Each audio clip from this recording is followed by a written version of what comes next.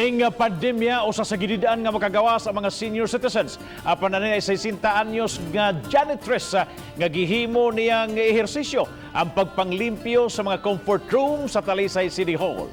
Ang report ni Femari Dumabok. Matag karon og unya ang pagmap, paglimpyo sa lababo, bowl ug pagsiguro nga humot pagyud kining comfort room diha sa Talisay City Hall. Gisiguro ni Nanay Virgie Absin nga limpyo ug humot ang tanan.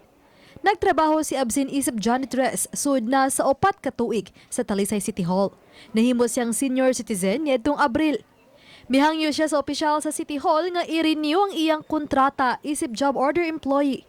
Kay gawas kada kung tabang sa iyang pamilya, mao na usab kini ang padayong nakapalagsik sa iyang panlawas. Di ko gagwanta ko trabaho, ma'am, or masakit ko. Di ko ganahan kulay trabaho. Gusto jud ko mo trabaho, ma'am. Kay di jud ko ganahan magpundo ko balay, murag dali kong magsakit. Gusto ko nga sige kong lihok ba. Ito 5 man ang tami, pero 6 kapin pa ni anak ko. Kaya aron gusto kong limpyo dayon ang akong kuan CR niya gaabot sa mga tao, limpyo na siya. Tipik sa iyang kita, gigamit sa gastuhan sa drug rehabilitation sa iyang 38 anyos nga anak. Si Nanay Virgie, usa sa napulo ka mga senior citizen nga JO sa City Hall. Matod sa Human Resource Office, nga tungod sa pandemya, ubay-ubay silang mga senior citizen nga JO ang wana-una gi-renew sa ilang kontrata.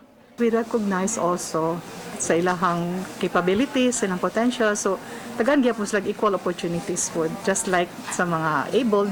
Si Nanay Virgie mitugan nga sa bisan unsang trabaho ug sa kataas sa iyang edad.